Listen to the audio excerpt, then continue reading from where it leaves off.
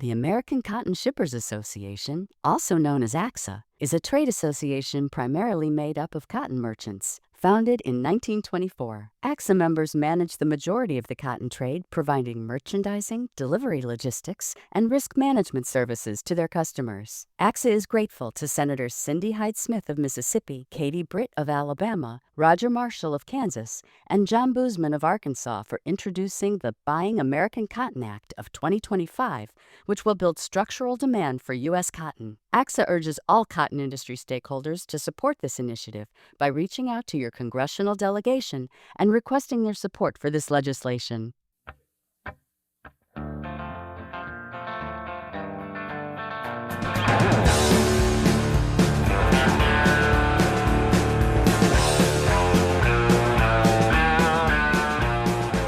Hello again, everyone. Welcome back to Cotton Grower Magazine's Cotton Companion Podcast. I'm Jim Stedman, editor of Cotton Grower, and as always, I'm joined by my good friend and colleague, Beck Barnes. Since we joined you last, several items have captured the attention of the cotton industry and agriculture in general. Most importantly, some key legislation that finally provided some long-needed benefits for growers. Long story short, with some details yet to be finalized, economic assistance package for cotton significantly improved, with many of the provisions taking effect for the 2025 crop, with the remainder kicking in for 2026. Now, that's welcome news for growers who've been financially pinched for several seasons.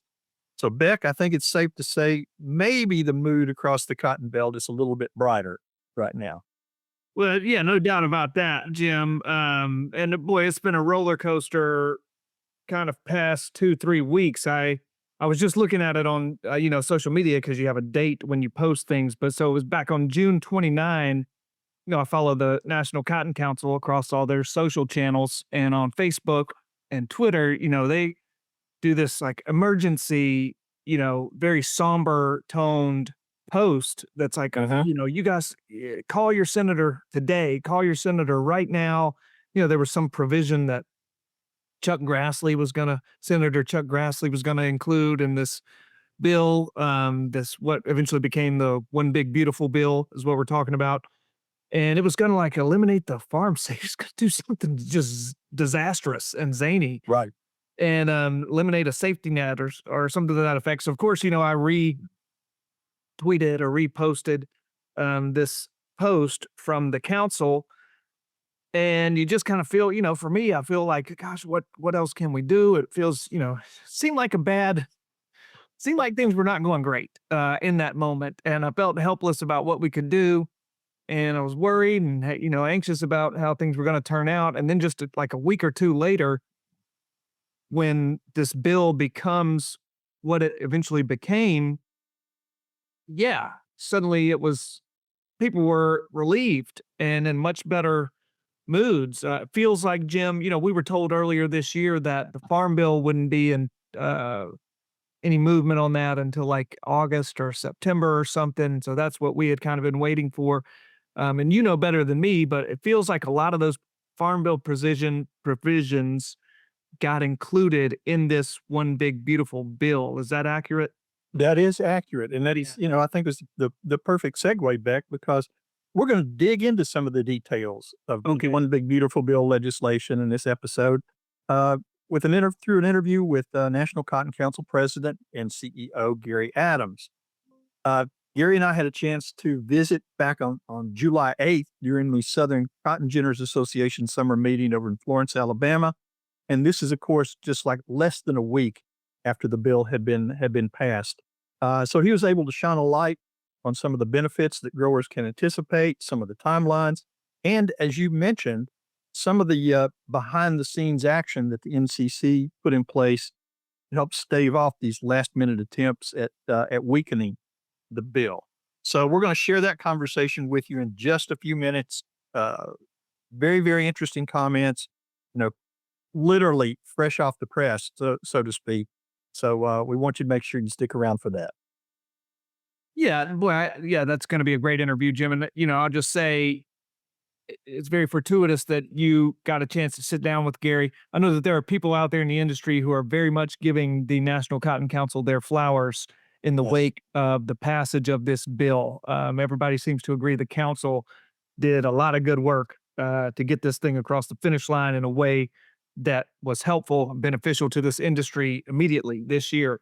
So kudos to Gary. Excited to hear that interview that you did with him. Let's see. First thing we got to do, though, we want to welcome Greenlight Biosciences as a supporting sponsor of the Cotton Companion podcast. Now, our colleague and custom content manager, Hillary Wynn, recently visited with Guy Wilson, a technical sales representative for Greenlight in the southern U.S. Hi, I'm Hillary Wynn, Custom Content Manager at Meister Media Worldwide, publisher of Cotton Grower Magazine. Joining me today is Guy Wilson, Technical Sales Representative for the Southern U.S. at Greenlight Biosciences. Guy, welcome to the program. Thank you. Great opportunity to be here today. Guy, what should cotton growers be looking for when choosing their adjuvants? When looking for an adjuvant, you want to look for something that's going to maximize or give you a very good ROI that's in your tank, because everything that we're using today seems that the cost is going up. So you really want to make sure that that product that you're using is as effective as it can be. How is bench press different from other available adjuvants? So bench press is a new technology. We're calling it a next generation bioadjuvant. Basically what it does is it supports and extends your existing pest control strategies. And it does that by optimizing the insecticides beyond the leaf. And what I mean by beyond the leaf, it's that our growers face significant challenges protecting our crops from different insects. So what bench press does is it's kind of like I said, it's that next generation. So it supports the insecticidal longevity and efficacy. It protects insecticide active ingredients from the harsh environments that are inside an insect's gut. So most insects' guts are very acidic. And so what bench press will do is it buffers that gut pH and gets it to a more neutral state and buffers it down and basically keeps that insecticide in the gut of that insect longer. So by doing that, it increases the bioavailability. And the main things that bench press has are the beta glucans in it that makes it interact with that intestine of the insect and increases, as I said, the bioavailability of the insecticide that you're using. And not only does it do that, but we're getting superior coverage and uptake with bench press as well. So it doesn't just work inside the gut, it improves how the insecticide behaves on the plant. By doing that, it optimizes each drop for superior deposition, wetting, and absorption on the leaf surface.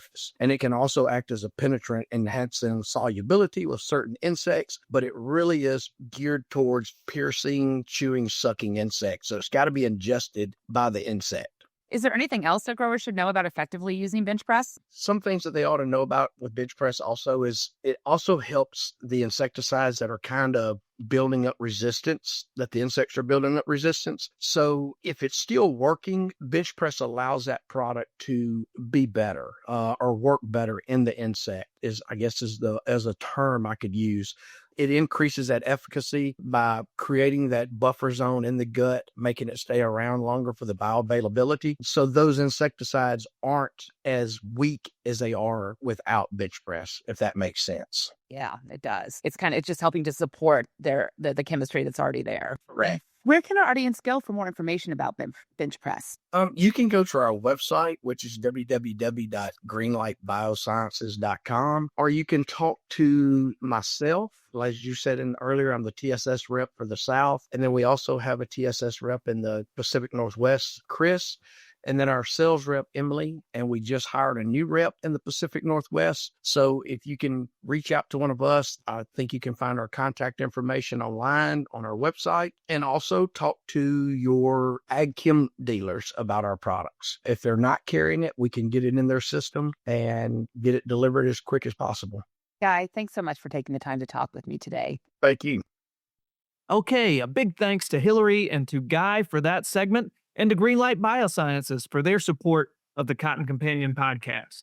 Well, before we get to our interview with Gary Adams, we do have a few other items we want to share with you. We want to take a quick look at USDA crop progress numbers for cotton from the July 14th report.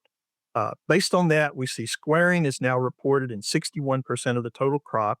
That's up 13 percentage points in the past week, yet it's still 1 point below average for this date. So basically, it's right on target.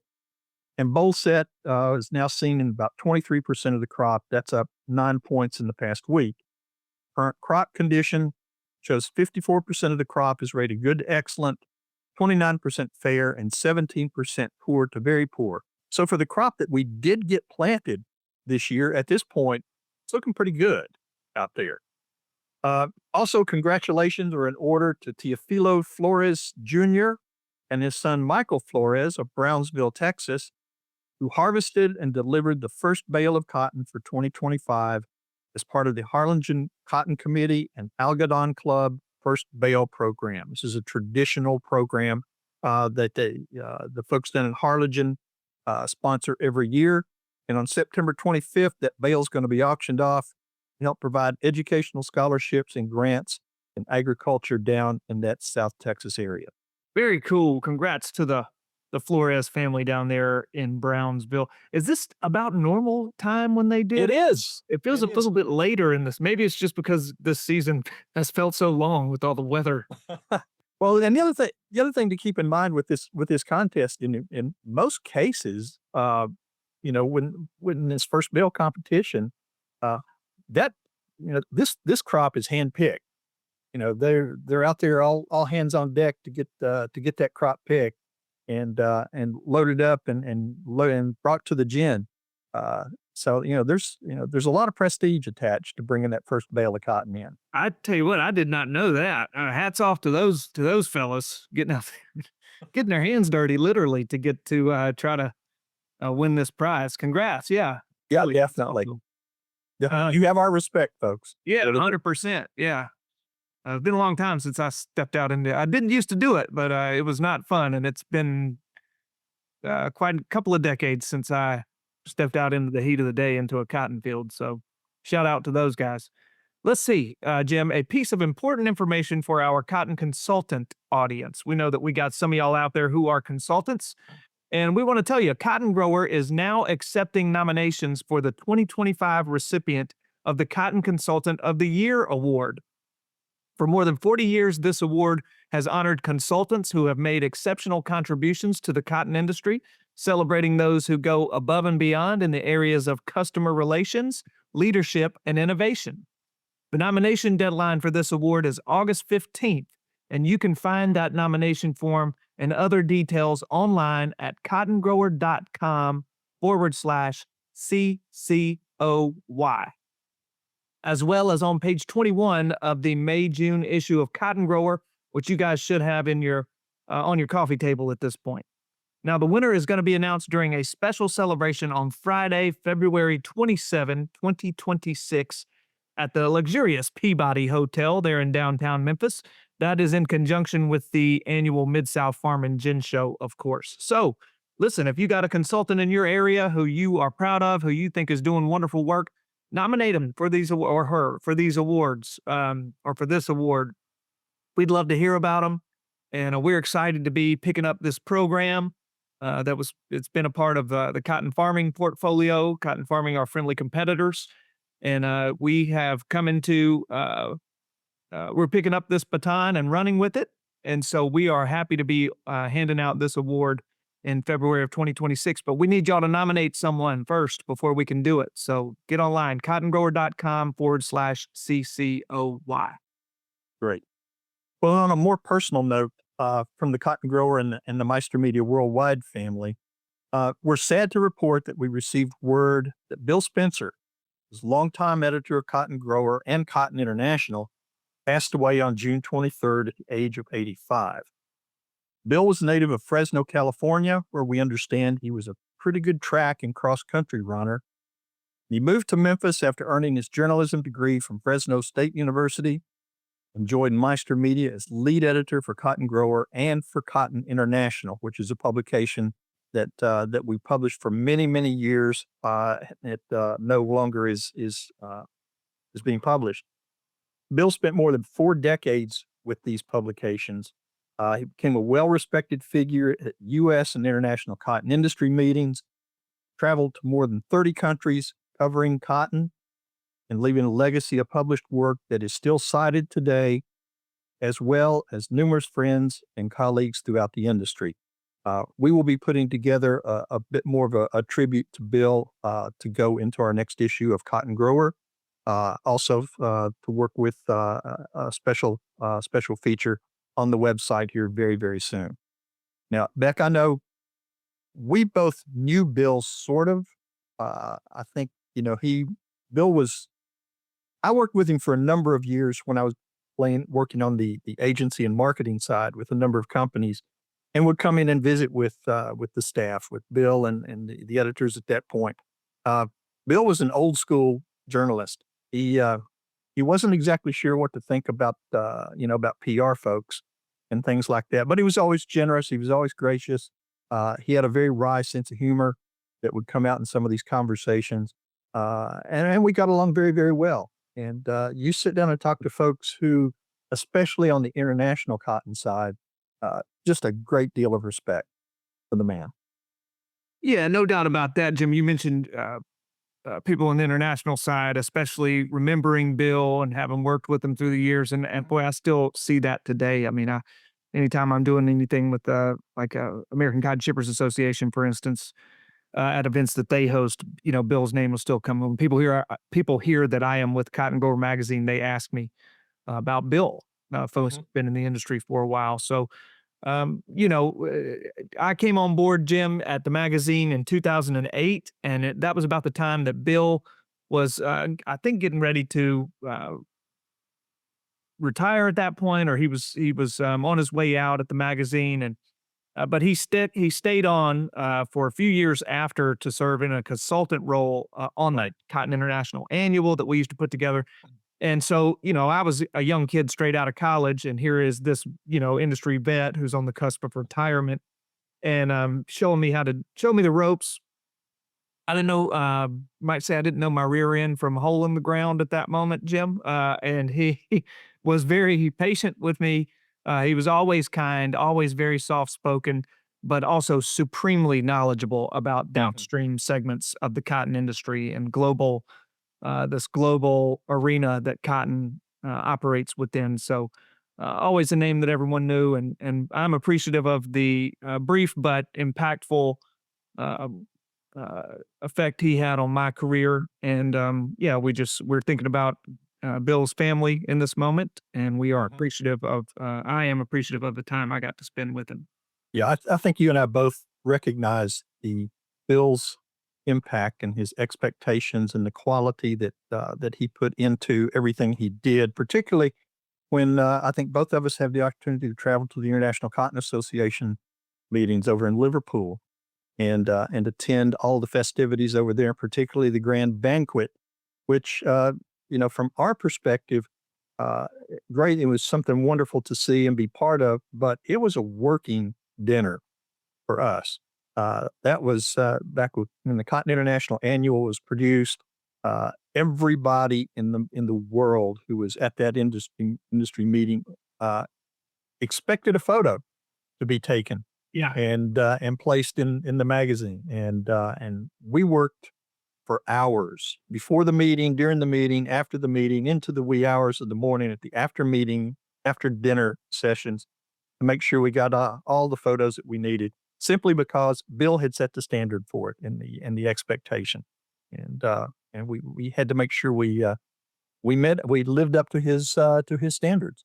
Yeah, I mean, no two ways about it. The first time I went to that Liverpool meeting was in 2009, and you're right, it's dudes from literally all over the globe, and barely contained a disappointment that the guy from Cotton International was not Bill Spitz.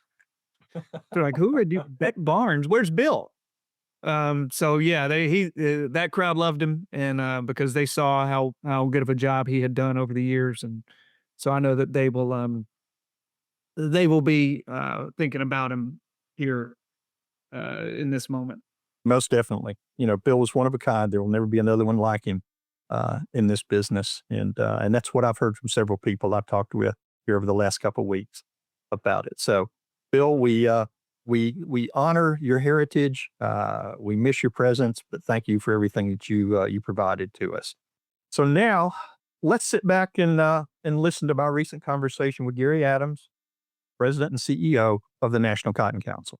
I'm in Florence, Alabama, at the summer meeting of the Southern Cotton Ginners Association, and joining me as one of the keynote speakers from this. Good friend of the Cotton Companion and certainly of the cotton industry in general, Gary Adams, President and CEO of the National Cotton Council. Well, thanks, Jim. It's a pleasure to be with you today. Well, I think the last time we had a chance to sit down was maybe November, December, back when the cotton industry was very, very active and busy with the reconciliation activity that was going on at that point. Now we're sitting here 6-7 months later. Things haven't slowed down a bit. It doesn't seem like. So I'm just going to say, have you had a chance to catch your breath at all in this period of time? Well, it doesn't seem like it. The first half of this year has been a blur as things have moved, frankly, in Washington quicker than I would have thought. We certainly knew that when President Trump went into office, he had some objectives that he wanted to accomplish in the way of tax policy, some trade initiatives that he's undertaken. And along with those tax issues and the way they're being addressed in the reconciliation bill came a lot of the farm bill. And so, yes, been a busy year so far, and it's not done yet. Well, that's true. That's true. And we're glad in terms of where we are and being able to get some of the provisions that we wanted in the increased safety net. But now we're going to have to turn our attention to the implementation. What does the USDA do through the rulemaking process so that we make sure that it's implemented in the best way to serve the industry? And then also there's still a lot of things going on the trade front. And I think that's going to be with us for the foreseeable future. Yeah. Absolutely. Well, let's talk about some of the things that that the industry is dealing with right now. Obviously, yes, we do have now the One Big Beautiful Bill Act that takes care of a lot of the safety net issues and things like that. But right off the bat, we still have a lot of challenges out there that we're having to deal with. We do, and you're right. A lot of the safety net provisions have been addressed in the bill. But when we think about industry challenges and we just look at the market situation, prices are still below cost of production for most growers. And that is for the third year in a row now, creating a lot of economic hardship. The Farm Bill will be very helpful, but it doesn't fix everything. And I think when we step back and we look at just some of the bigger challenges that we have, there's still a lot of competition in global fiber markets, whether that's from other cotton producers or it's from polyester. And demand on a global scale is stagnant at best. And I think when we look at things, that's really one of the big challenges we have is how do we, one, grow demand for cotton in total, and then also how can we add value to U.S. cotton? Okay. And I know over the course of the last few years, obviously China, the export market to China has kind of come down, has dwindled a little bit, but we've been looking at other markets to take up some of the slack. And it looks like we've had some pretty decent success with that. We have, and you look at the top 5 customers for U.S. cotton just in this year, and right now it's Pakistan and Vietnam that are jockeying between first and second. China's down at number 5. They're still, a good customer of U.S. cotton, an important customer. They have still the largest textile industry in the world, but because of some increases in their production, they're not as importing as much. So again, we've been able to diversify our export markets a bit. I mentioned Pakistan and Vietnam. Bangladesh is another important market. Mexico is still important. We're seeing a growing market in the CAFTA-DR countries for raw fiber as well. And then, of course, Turkey is still a steady customer of U.S. cotton. Great. Well, let's step back and take a look at at what we got or what's come out of this One Big Beautiful Bill Act in terms of cotton. I want to say when I first looked at it, I was going, this really is not quite a de facto farm bill because there's still some other elements of the farm bill that were never ever addressed, but probably will be at some point. But a lot of the things that Cotton was looking for were covered in this. Can you give us a quick overview of what where we stand with that information? You're right. A lot of the safety net provisions, those provisions directly related to grower support, were covered in the bill.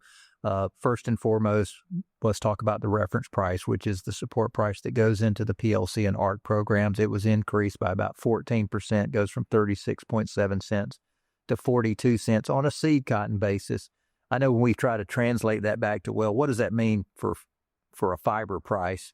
And generally, as we looked historically, if you have New York futures that are trading in the mid 80s or below, that's about the time you're going to start triggering a PLC payment. So that's kind of the level of support we're looking at.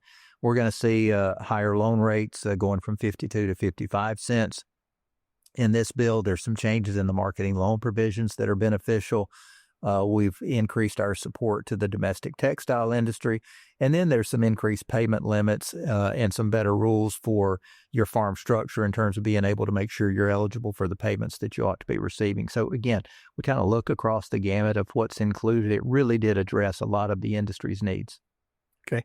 Well, I think we have always said that there's a certain amount of power. Cotton seems to have a certain powerful voice in Congress, and getting everything through in this bill didn't come without its challenges, particularly toward the end of the debate, right? That's right. And I always like to say, I think when we look at a united cotton industry going to Washington with our voice, we punch above our weight. I mean, we really, I think, do carry a strong voice. And we saw those challenges. One was figuring out, how does this bill get to the finish line and we keep the provisions in there? And then there's also the challenges of people who want to weaken the safety net to growers. And we saw that effort again in this process. And that came from Senator Grassley of Iowa, who's long time been advocating for tighter payment limits and really wants to tighten eligibility requirements that would deny benefits from a lot of family farms. Mm-hmm. And we saw that at the 11th hour of this debate when it moved to the Senate, of him introducing a bill, an amendment, and indications were that he wanted to push for a vote on that amendment. And that really led us to put an action alert out to the industry and do so on a Friday afternoon and ask people to make calls and contacts to their congressional or to their senators over the course of the weekend. And really the leadership, the industry members responded, even to the point where we heard from a couple of Senate offices to say, we've got the message. Y'all can quit calling now. So I think that's a testament to the dedication of our industry to really send that message to Washington. And I think also demonstrates that when we as an industry, may make our voice heard, that Washington listens. And fortunately, that amendment never came up for a vote. Yeah. Well, and it's not just cotton, but you're able to form coalitions with other commodity groups as well. So it expands that voice. It does. And we do have to be united in cotton, and we also have to be united in agriculture. And really, the amendment that Grassley was offering would have negatively affected a lot of producers of other commodities as well. And so we were able to lead a letter to the Senate leadership that was signed by 40 commodity organizations expressing their opposition to the Grassley Amendment. And that really happened over the course of one Sunday afternoon. And that's how I think, one, it shows how engaged people are. It also shows how important this issue is, given the financial problems that are facing not just cotton farmers, but facing a lot of agriculture. Mm-hmm. Let's shift over, because there's another act that has been introduced into Congress, has yet to come up for vote and debate, but that's the Buying American Cotton Act. Can you tell us a little bit about that? Yeah, the idea behind the Buying American Cotton Act really came out of some of our industry discussions going back into 2024 of looking at ways of how can we leverage the purchasing power of U.S. consumers and translate that into a benefit for cotton demand. And when we look at the cotton products that we import into the United States, we import the equivalent of about 18 to 19 million bales of cotton in the way of shirts, pants, home furnishings, towel sheets, those types of products. Only about 4 million of that is U.S. cotton. And we were looking at ways, can we create an incentive so that we bring more U.S. cotton back to consumers and we provide a value? And we're doing that through tax credits. And that's really the basis for legislation that was introduced by Cindy Hyde-Smith of Mississippi that would provide to those brands and retailers that are documenting the use of U.S. cotton in their end goods, it would provide the ability to claim a tax credit based on both the volume of the cotton and the value of the cotton. Mm-hmm. It provides an extra benefit if they're using U.S. manufactured yarns or fabrics, and also a little extra benefit if it's trade within the FTA countries, free trade agreement countries, versus the non-FTA countries. So we're excited about it. We weren't able to get it into the big beautiful bill, just mainly on some timing issues, right. not the opportunity to really get it fully worked and vetted. But we're continuing to push it as an industry. Now we'll focus on not just the Senate. We'll also be talking to members of the House about supporting the bill, and then we'll look for any opportunity going forward to try to get this legislation included in a bigger package. Okay. Speaking of the Farm Bill, what's left of the Farm Bill, is that debate going to pick back up later this year? That's the expectation, is that when the provisions that were in the big, beautiful bill really only addressed about 4 of the 11 or 12 titles that are in the omnibus package we call the Farm Bill. At some point, there's going to be there's things like research titles. I think there's parts of the conservation title. There's some other rural development titles that were not addressed that Congress will need to come back together and have a package that they can put together that extends those parts as well, because without that extension, some of those provisions will expire on September 30th this year. So Congress still has some work to do. My guess is they're going to have to find a bipartisan approach to get that done. Not sure exactly what the vehicle will be, whether it'll be in some bigger package or not. But yes, there's more Farm Bill work to be done on those other titles. There are also some work that I understand the council and the rest of the cotton industry are getting ready to do in terms of industry initiatives. And the biggest one, I think, in all that is taking on the man-made fiber, the challenges or the environmental issues related to it in terms of microplastics and other things.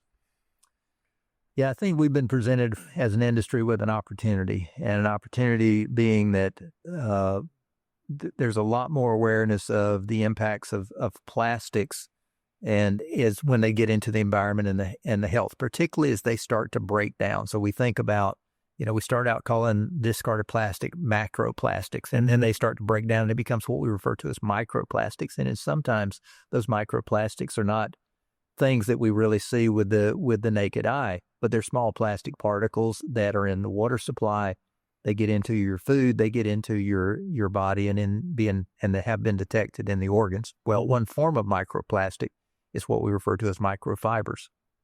And those microfibers that come off of synthetic apparel, polyester shirts, for example, those fibers that shed do not biodegrade. And in the case of cotton, everybody knows that cotton products shed as well. But the difference we have and the advantage we have is that those cotton fibers, they're natural cellulosic material. They biodegrade. Mm-hmm.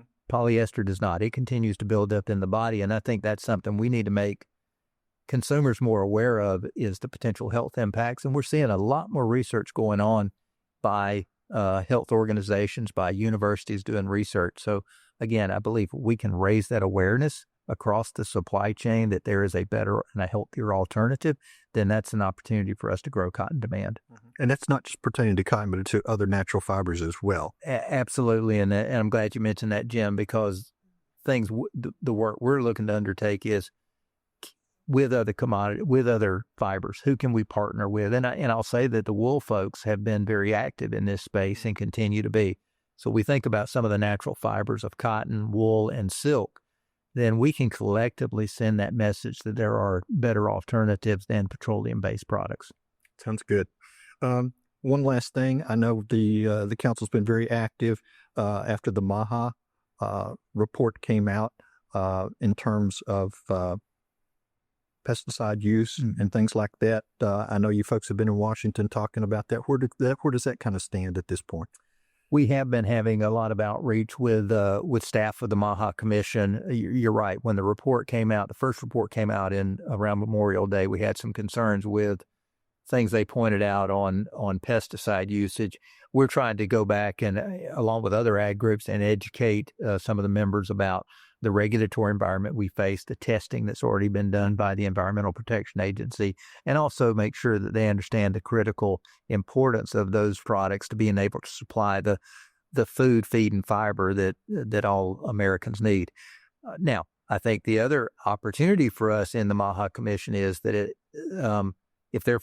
as they focus on things that negatively impact the health of Americans, is to make them aware also of the microplastics and microfiber issue. And we've seen in the past Secretary Kennedy talk about his concerns about plastics.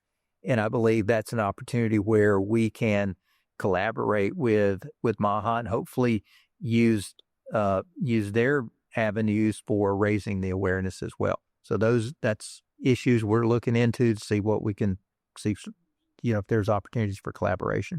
Sounds good. Gary, the job is never done, is it? It's not, but that's okay. That keeps us busy, and it's a great industry to work for. And I say there's a lot of challenges out there, a lot of tough times, but we're working for the industry to try to hopefully make those tough times a little better. Well, I know you folks have been on the road a lot of meetings, probably still a lot more on your calendar as we move ahead for the rest of the year. And the industry certainly appreciates the activity that the council undertakes on their behalf. Well, thank you. Thank you very much. And thanks for the chance to be with you today. Thanks for joining us. Appreciate it. All right. Well, that's going to do it for this episode of the Cotton Companion podcast. We want to say thanks again to Gary Adams for taking time to join Jim on that breakdown of cotton's benefits from the One Big Beautiful Bill and other pending legislation, of course. And thanks to our sponsors, the American Cotton Shippers Association and Greenlight Biosciences with Guy Wilson there. So, as always, thanks to you, dear listeners, for joining us, for your continuing support. As always, we hope that you've enjoyed this episode, and if you did like what you heard, please be sure to spread the word and tell your farming friends and neighbors about the Cotton Companion podcast. Here's where and how they can find us. You can find the Cotton Companion in 3 easy ways. First, go to cottongrower.com/companion, or simply click the podcast tab at the top of the homepage. Second, subscribe to our channel on iTunes or wherever you find your podcasts these days. And 3, sign up for our weekly e-newsletter, the Cotton Grower e-News, that's delivered to your email inbox every Tuesday morning. You can do that by going to cottongrower.com/subscribe. Also, be sure to follow Cotton Grower on social media. We are at Cotton Grower Mag on Twitter. And on Facebook, you'll find us by searching for Cotton Grower Magazine. The Cotton Companion podcast is produced by Tyler Hatch and Kim Henderson, our talented colleagues at the world headquarters for Meister Media Worldwide in lovely Willoughby, Ohio. I'm Jim Stedman, East Beck Barnes, and we'll be back with you in a few weeks with another episode of the Cotton Companion. Until then, stay cool and stay safe. God made me a farmer. Yeah, he works and he works and he works and he works all day. God made a farmer.